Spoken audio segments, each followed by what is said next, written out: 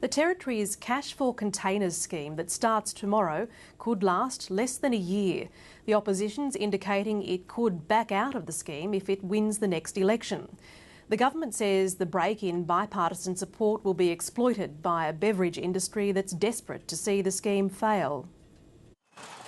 On the eve of the Territory's Cash for Containers recycling scheme that it voted for, the opposition's backpedalling on its support. If we're locked into legislation and we're locked into something that could face litigation, I'd like to see how we could back out without basically causing too much concern. They've supported container, or supposedly supported it now for 6 to 7 years, and now they've decided to backflip on it. The opposition says a report delivered last month to the Council of Australian Governments shows a national container deposit scheme would cost the nation's taxpayers more than $2 billion over the next 25 years. 4 times the cost of an industry-run product stewardship program, but deliver roughly the same results for recycling and landfill. We want to go down the way of a product stewardship program.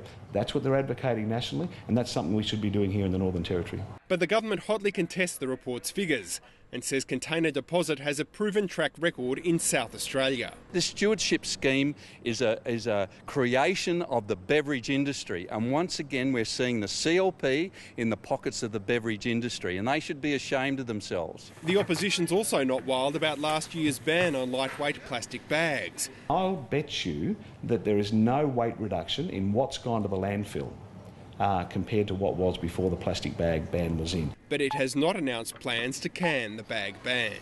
Rick Hind, ABC News.